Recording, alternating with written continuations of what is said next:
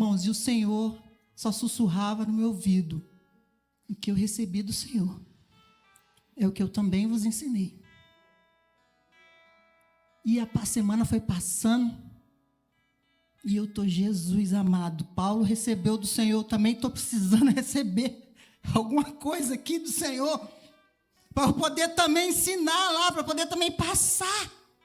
Irmãos, e só ficava aquela palavra. E quando chegou no domingo da ceia, depois da escola dominical, quando eu estava fazendo as minhas tarefas, é que o Senhor começou a falar melhor comigo sobre aquela palavra. E aí, irmãos, o que me chamou a atenção é que nesta passagem, essa igreja de Corinto, que é uma igreja muito citada, todo mundo conhece, deixou para nós ensinamentos diversos, porque deu tanto problema em tantas áreas, que o apóstolo Paulo deu tanto ensinamento, que isso ficou riquíssimo para nós aqui na Bíblia. E nessa ocasião, o apóstolo Paulo escreve falando: olha, nisso que eu vou falar com vocês, eu não vos louvo. Mais uma vez, né? Porque quando vós vos reunis para cear, eu fiquei sabendo que há entre vós contendas, confusões. Vocês se ajuntam para banquetear, e parece que o alvo ali, o foco é a comida. E a preocupação é quem vai comer mais do que quem. Tá, irmãos, parafraseando aquilo que o texto está dizendo ali. Depois os irmãos podem ler com calma, mas aí o apóstolo Paulo, depois de chamar a atenção, ele chega nesse versículo e vai falar assim: mas o que eu recebi do Senhor? Ou seja, eu não estava lá não, na noite que o Senhor Jesus foi traído, eu não estava lá, mas ele me ensinou, me revelou, me mostrou, e isso que eu recebi dele, eu também ensinei para vocês. E ele não está dizendo assim, ó, eu estou ensinando agora, eu vou ensinar. Não, eu já ensinei para vocês que o Senhor Jesus, na noite que ele foi traído, ele tomou o pão e, tendo dado graças, ele partiu e disse: toma, come, porque este é o meu corpo, que é partido por vós. E semelhantemente também, depois de ceiar, ele toma o cálice e fala: esse cálice é o Novo Testamento, a nova aliança no meu sangue. Fazer isso todas as vezes, em memória de mim. E aí o apóstolo Paulo vai falar: porque todas as vezes que comerdes deste pão e beberdes desse cálice, anunciais a morte do Senhor até que ele venha. E aí, irmãos, eu peguei. Falei: era isso que o Senhor estava querendo falar o tempo todo.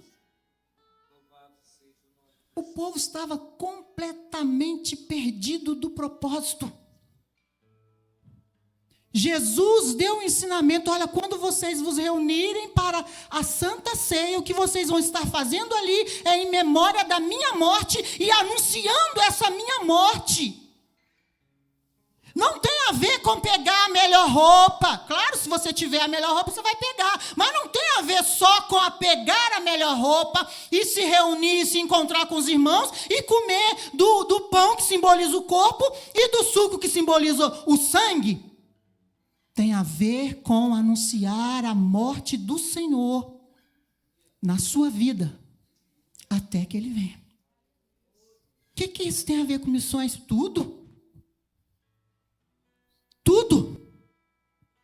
Quando nós participamos da Santa Ceia do Senhor, é apenas uma indicação, é apenas uma demonstração pública da nossa comunhão com Deus e com os irmãos e a nossa memória do sacrifício que Jesus Cristo fez por mim, por você e por aqueles que estão ao redor de nós, precisando dessa palavra.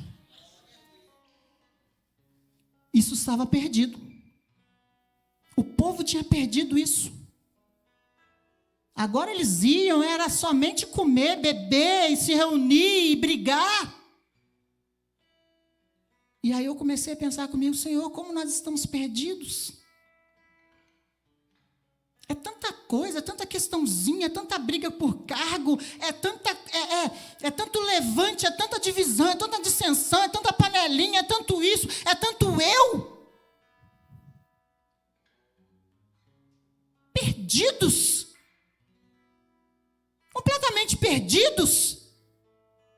Não estamos nos lembrando de onde nós estávamos e o que foi que o sangue de Jesus fez por nós. E o que é que nós devemos fazer agora, que é continuar anunciando a morte dele, até que ele venha. Então, irmãos, é muito fácil nós nos perdermos do propósito. Como aquele homem ali. Jesus estava dentro da casa dele, mas ele não conseguia enxergar que poderia haver um propósito maior na estadia de Jesus ali. Mas ele só conseguia olhar para ele, para o umbigo dele. Não, Jesus está aqui por mim. Jesus está na minha casa, meu convite, participando do meu banquete. Não tem a ver comigo, não tem a ver com você. Tem a ver com Jesus e a obra dele. Tem a ver com Jesus e a vontade dele.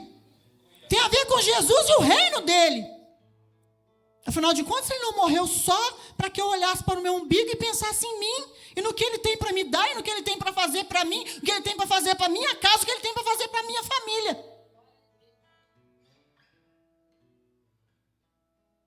Então, irmãos, é muito fácil nós nos perdermos do propósito. E justamente falando em propósito,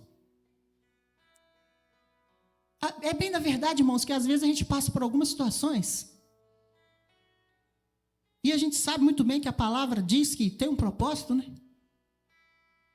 Eclesiastes 3:1 vai falar: há um tempo determinado para todas as coisas e há um tempo para todo propósito, ou seja, existe um propósito e ele tem um tempo. Mas só que às vezes nós estamos passando algumas situações que a gente começa a perguntar para o Senhor. Não, alguém vem e diz, não, irmã, calma. Deus tem um propósito nessa situação que você está vivendo. Irmão, eu sei. Estou sabendo disso. O negócio é o seguinte, é que a nossa curiosidade, a minha curiosidade, a sua, a nossa curiosidade humana, muitas vezes nos leva a entrar num diálogo com Deus.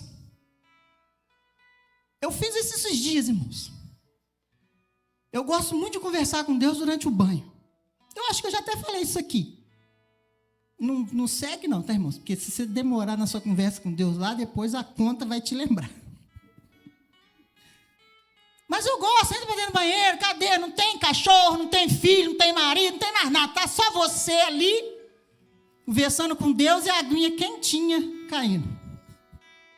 É perigoso. A conta depois vem. Mas é bom. E num desses momentos eu estava conversando com Deus. Falei, Senhor, eu sei que o Senhor tem um propósito. Mas eu não estou entendendo nada. Nada. Eu sei que o Senhor tem um propósito. Eu não sei qual é. Não tem como o Senhor dar só uma palhinha assim, uma coisinha pequena. Só uma introduçãozinha. Não precisa de falar tudo não, Deus. Fala só um pouquinho, assim, alguma coisa. Dá uma dica aí, Deus. Uma diquinha. Né? Só assim, mais ou menos, o que o Senhor quer fazer. Porque eu não estou entendendo. Quem nunca, irmãos? Quem nunca? Nós já ouvimos, já lemos, enfim, ouvimos pregações, ouvimos louvores nos falar, não, existe um propósito naquilo que você está passando, mas nós não conseguimos enxergar, não conseguimos entender.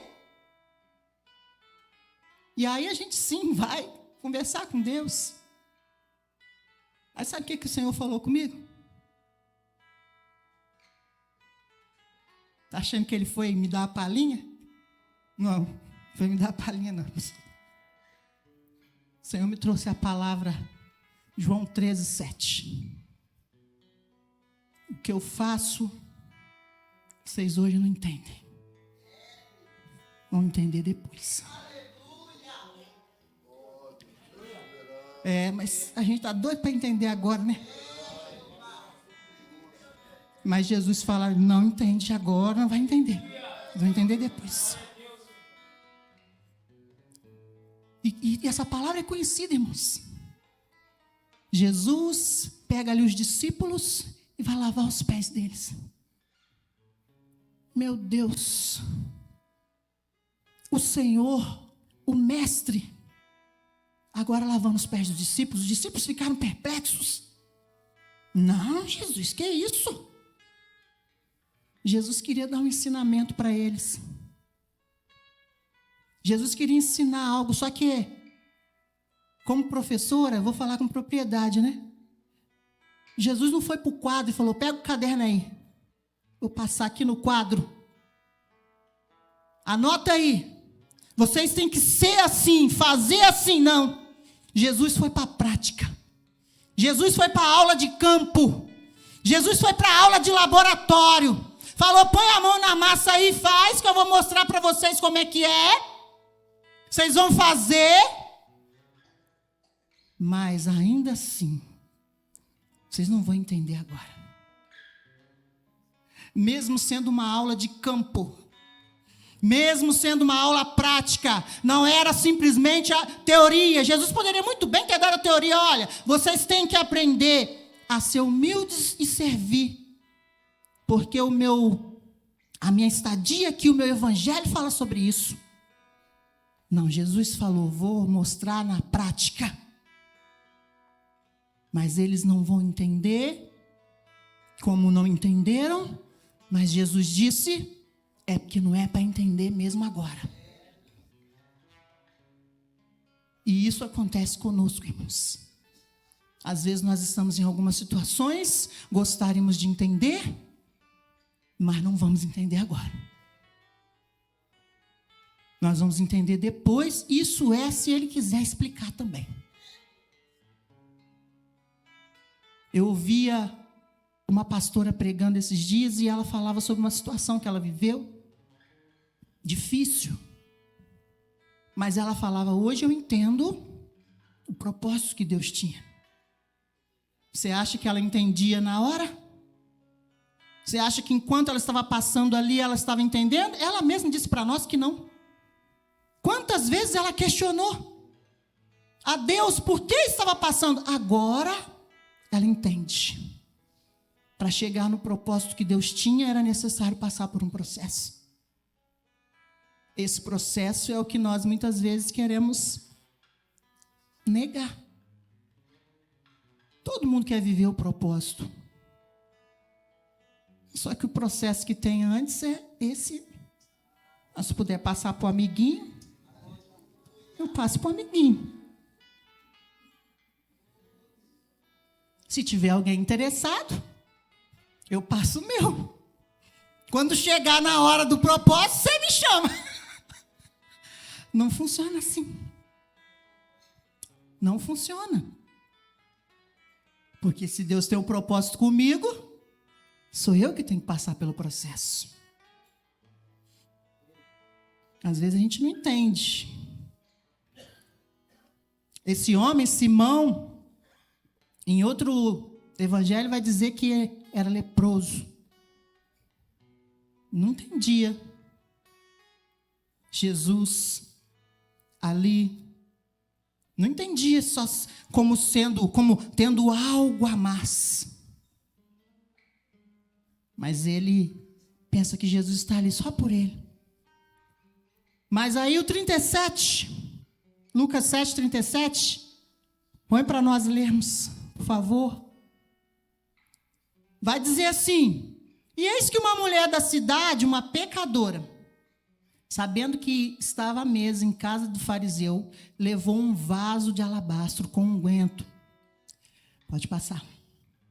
E estando por detrás, aos seus pés, chorando, começou a regar-lhe os pés com lágrimas e enxugava-los com os cabelos da sua cabeça e beijava-lhe os pés e ungia-lhes com unguento. Mas quando o fariseu viu isso, viu que aquele que o tinha convidado, né, ele falava consigo dizendo: se este fora profeta, bem saberia quem e qual é a mulher que lhe tocou, pois é uma pecadora. E ele não fala, né? Ele diz consigo, ou seja, ele pensou. Chega a determinados momentos que a pessoa está achando que, não, Jesus está na minha casa, Jesus está comigo, ela está achando que ela já está por cima da carne seca, né? Que ela já sabe tudo, que ela já tem todas as respostas. Como é que pode Jesus? Olha lá, não está vendo? Todo mundo está vendo, Jesus não está vendo isso. Jesus vê muito além do que eu e você. Jesus sabe muito além do que eu e você sabemos. Tem gente que chega num patamar e acha que está podendo ensinar Jesus. Que ele está podendo dizer o que é para ser feito. Que ele está podendo dizer para Jesus: Jesus, só está fazendo errado aí, hein, Jesus? Só está trabalhando errado aí, hein? Jesus, deixa eu aqui, vou dar uma dica aqui para o senhor. É o nosso eu, nosso ego, irmãos. Isso também é se perder do propósito. Não esquece quem é que está guiando, quem é que está direcionando, quem é que faz, quem é que pode. Não esquece, não. É Ele. Pode continuar. 40. Respondendo, Jesus disse-lhe: Simão, uma coisa eu tenho a dizer-te. E ele disse: dize a mestre.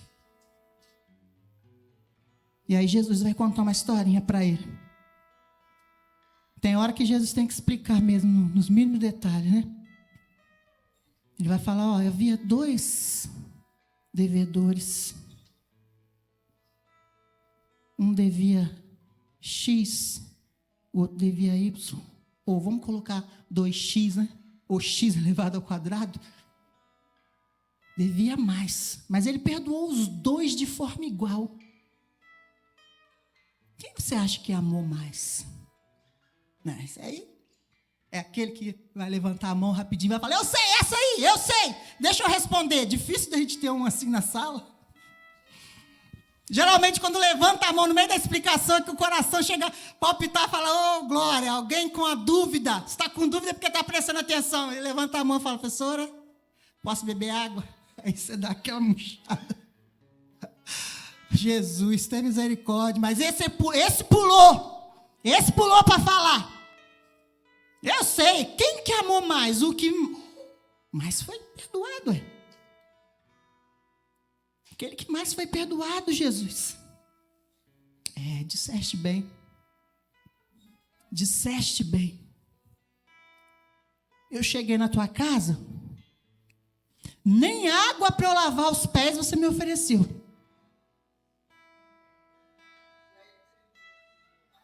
Não precisava de ter disponibilizado um servo, não. Só a água para lavar o pé, eu mesmo lavava. Mas nem água para lavar o pé você me concedeu. A perda total do propósito de lembrar quem é o grande, quem manda, quem faz, quem pode, quem é, na igreja, na sua vida, na nossa casa. Mas essa aí, essa que você julga que não é digna, que não é merecedora, que eu não poderia olhar, nem olhar para ela, não cessa de lavar os meus pés com as lágrimas dos olhos. Eu entrei aqui, Simão, nem com o ósculo santo, aquele que fala sobre comunhão, que fala sobre unidade, aquele beijo na face, aquele que significa o beijo da paz, nem esse aí você veio me dar. Mas ela, durante todo o período que chegou, não parou de beijar os meus pés.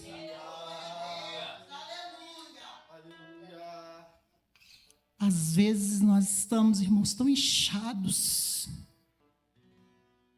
inchados na casa do Senhor. Não, porque eu estou aqui tem muito tempo. Não esquece lá dos trabalhadores. O último que chegou ganhou a mesma coisa. Que é isso, Deus? É isso, filho. É assim. É do jeito que Ele manda, é do jeito que Ele faz. Desde a fundação, primeiro tijolo e daí.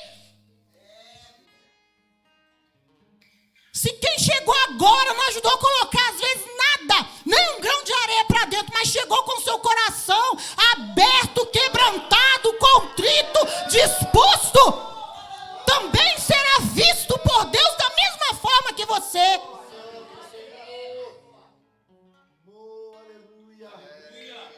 Toda alma é preciosa, irmãos. A alma daquela mulher a quem a sociedade não dava nada, muito menos aquele homem, aquele fariseu pomposo, que achava que por estar oferecendo para Deus um banquete, era merecedor de muito mais atenção de Jesus, chegou a se achar até mais sabedor do que Jesus, por causa da sua posição. Mas Jesus agora está mostrando uma lição para ele. Eu cheguei aqui na tua casa, Simão, você nem ungiu a minha cabeça. Ou seja, cadê a honra? Cadê o respeito? Cadê o cuidado com a autoridade? Era esse ensinamento que Jesus estava falando. Você nem me recebeu com a devida honra. Mas essa pegou desse perfume caro e derramou sobre os meus pés. Sabe por quê? Porque quem muito é perdoado, muito ama. Às vezes, irmãos, a nossa caminhada, tem pessoas que ela não entende. Por que o fulano se doa tanto? Por que o fulano quer participar de tudo? Por que o fulano está sempre envolvido?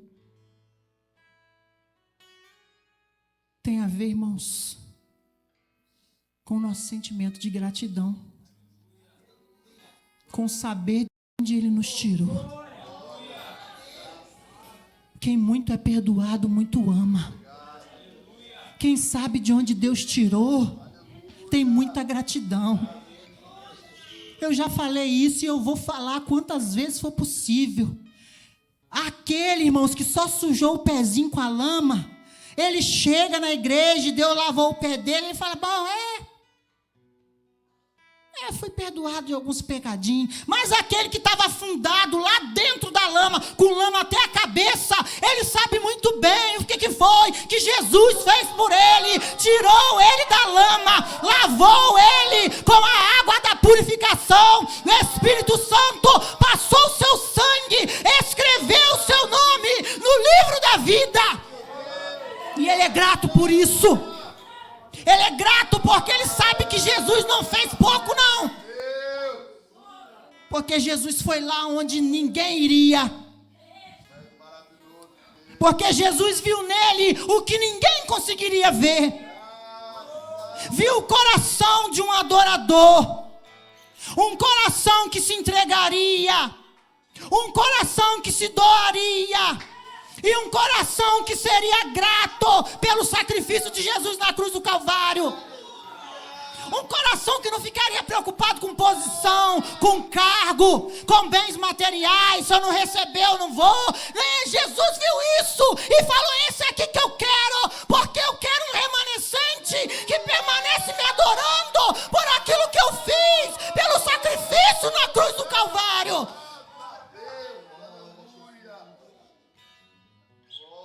É isso, irmãos. Então não precisa ficar preocupado não, porque vão te olhar e vão julgar. Tem hora que dá vontade de cruzar os braços mesmo, irmãos. Tem hora que a gente se pergunta assim: meu Deus do céu, para que... Irmãos, eu mesmo já me vi nesse medo assim, quê? Podia estar sossegadinha na minha casa, cuidando só das minhas coisas, já trabalho o suficiente. Mas aí... Irmãos, nós não somos obrigados, não, nós somos constrangidos. O amor do Senhor nos constrange. Jesus me faz lembrar onde eu estava, quem eu era. Eu não tinha nada, como diz o hino, não tinha nada para oferecer. As pessoas, irmãos, nos amam pelo que nós temos a oferecer. Eu ouvi um palestrante uma vez falando: olha, aquele que te ama